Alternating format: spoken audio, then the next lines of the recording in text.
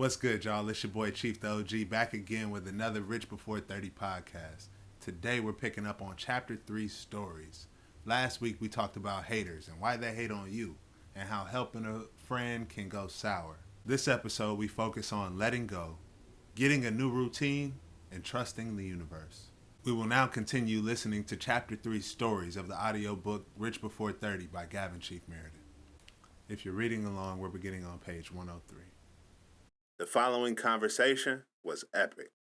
My old friend, once good friend considered family, was infuriated that I had the audacity to ask him for money. Ask him for money? Here I was thinking I was helping him out by making sure he knew it was time to update the payment for his music distribution. He didn't leave it there.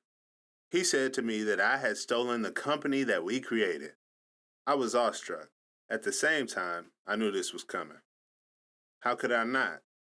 He then proceeded to tell me that there were other people who don't like me, and he's one of them. Really? This guy just rattled off some names of people I haven't seen in years. Obviously, rightfully so. Did I give a damn? Not at all. How could I let it affect me? My old friend was obviously very upset. Did he have a reason to be upset? I say yes. But it wasn't me who he should have been upset with. He should have been upset with himself for not taking the initiative to distribute his own music. From this life lesson, I learned to work with artists who already distribute their own music. That way, whatever I provide is a service. This also makes it so that I have more assets than liabilities, just like the big record labels.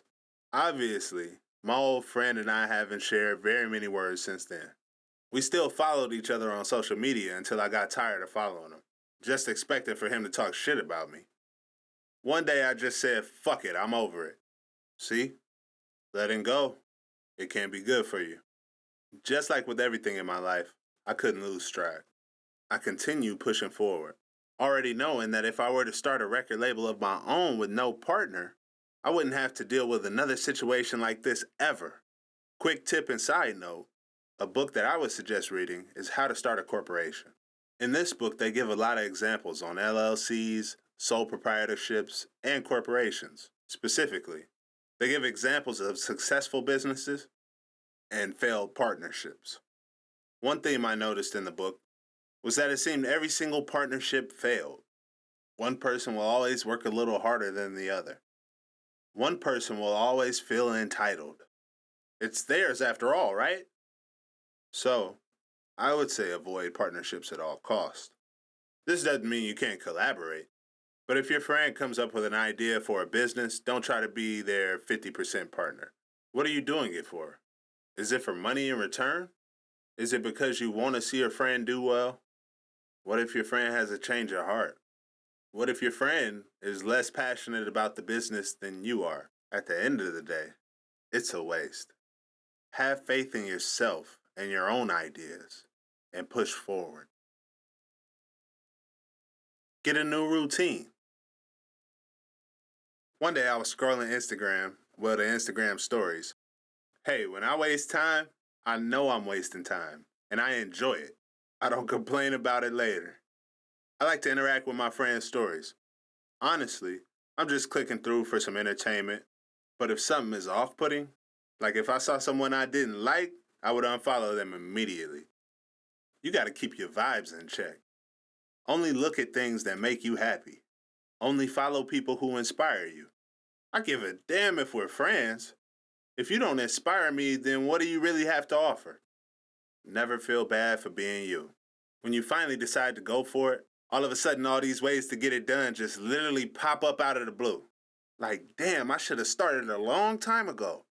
I was inspired by my friend Louis King. He had just started some app workout program called 75 Hard. Anyway, he was 38 days ahead and posted a photo of the before and after. I thought to myself, if I work out 30 days, let alone 38 days, I'm going to make way more progress than that. The same day, I saw my friend Champ Cash promoting the 21-day smoothie challenge.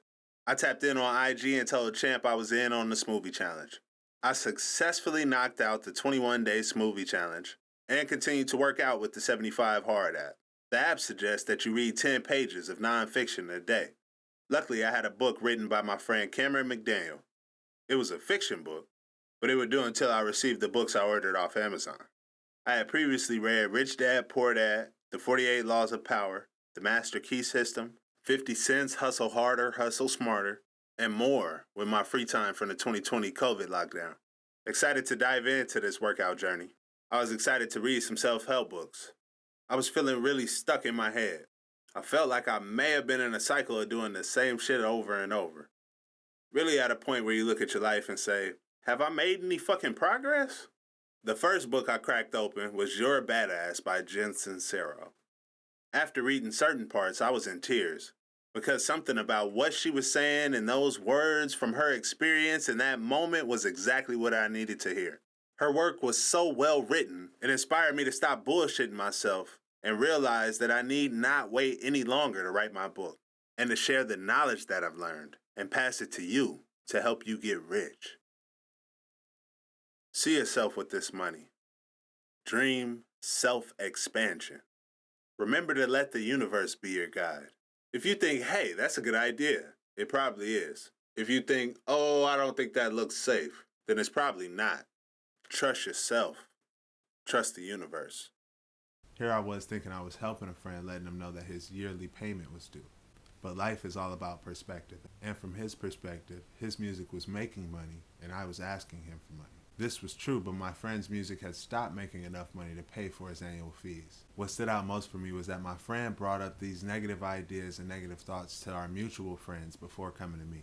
He didn't want me to turn his negative ideas into positive ones.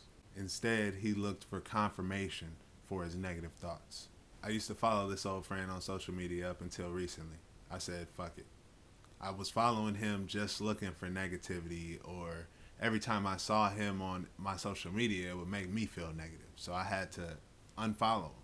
I would suggest you do the same. You should only follow people and companies who uplift you, make you happy, and give you a positive mindset. Get rid of negativity in your life. You gotta know when to let go. This is a perfect example of a good friend, just like family, also business partner, and we went in on a business together and it didn't work out. And in the book I say, it's not worth it. Don't do it. If you have an idea, you can always have people pitch in and give ideas and help build your idea. But even if people don't believe in your idea, do it and have faith in yourself. If your friend has an idea, I don't suggest going 50-50 with your friend on the business. Your friend might not believe in their business as much as you do, but always have faith in yourself and your ideas and push forward. Get a new routine.